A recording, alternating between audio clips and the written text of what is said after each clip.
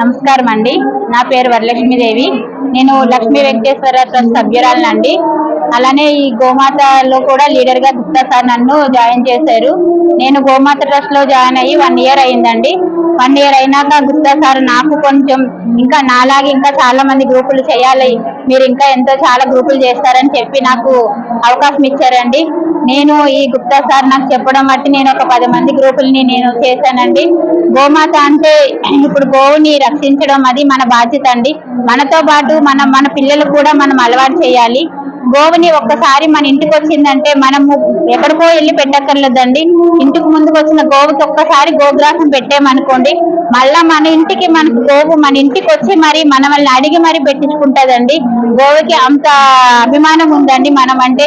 ఇప్పుడు మనం ఒకసారి గోగ్రాసం పెట్టామనుకోండి, మన ఇంటికి వచ్చి మన గేట్ తట్టి మరి మనం వెళ్ళే వరకు ఉండి మనతో పెట్టించుకొని మరీ వెళ్తాదండి.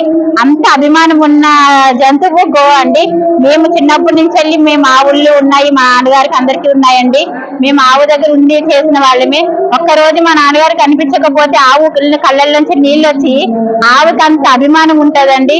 మనము మనతో పాటు మన పిల్లలకు కూడా సాంప్రదాయాలు, హిందూ సాంప్రదాయం అన్ని నేర్పియాలి. మనము ఏంటంటే ఒక ఆడవాళ్ళమే కదా అనుకుంటే మనకు వచ్చిన అవకాశాన్ని సద్వినియోగం చేసుకోవాలని గుప్తా సార్ ఇట్లా ఏర్పాటు చేశారు. మనతో పాటు ఇంకొక 10 మందికి మనం ఇట్లా చెప్పాలండి.